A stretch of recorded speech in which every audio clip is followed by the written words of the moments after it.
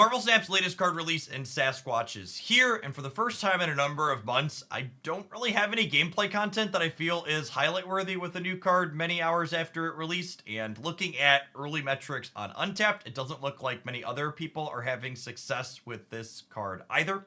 I was pretty low on Sasquatch during the preview season in large part due to the fact that it obviously gets directly countered by something like Mobius and Mobius, which is a very commonly played tech card. But after slogging out a bunch of games with this card and losing many of them, I think Sasquatch's problems run deeper than the fact that there's just a tech card that counters it.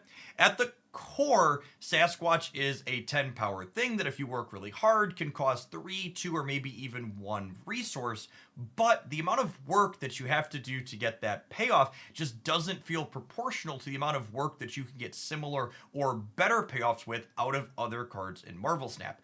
I think the most direct comparison in my mind is Mockingbird is a 5/9 at her base level that regularly becomes 0 or 1 energy, offering only 1 fewer stats while being much easier to enable as a big swing.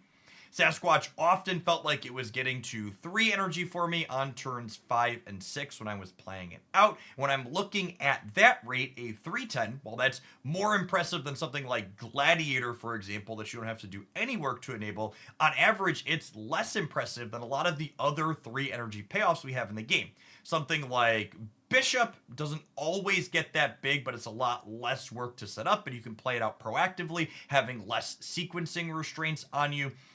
There's also recently released card like Sage, which regularly hits double digits while also having synergy with things like Beast. Elsa Bloodstone can often provide double digits worth of power.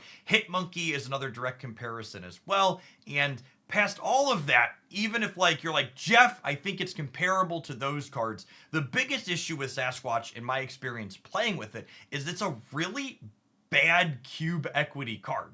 One of the most powerful things in Marvel Snap, especially when you're trying to win a lot of cubes from your opponent, is being able to keep your information and your stats close to the chest so your opponent doesn't realize not only what your output range is, but where those stats are going on the board until the last possible minute.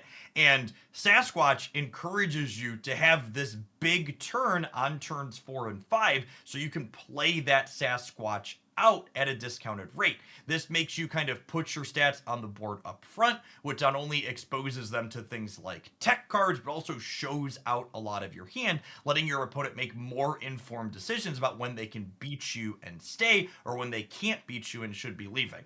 This is definitely a very early take on the card. Obviously, it's only been out for, a half a dozen hours or so since this video is recorded, so it could still have someone figure out the secret sauce and change, so, check back in when we're closer to the Spotlight leaving. But as of right now, Sasquatch seems underwhelming. It's in a Spotlight cache with 2 Series 4 cards, so I would definitely recommend against anyone who's not an absolutely massive whale pulling for this card. I think an absolute best case scenario, it's playable. So if you're someone that focuses on picking up primarily the best cards of the game, this is likely an easy skip. And honestly, I wouldn't be surprised if a month or 2 from now we look back and go, yeah, Sasquatch was probably the worst card to release in May this year. But, it's not like we've had many stinkers, so even if it's the worst, could still be playable. At any rate, thanks for listening to my ramblings. I actually like feedback is rambling like this for a couple minutes from the theory perspective and experience playing with the card where I don't have gameplay worth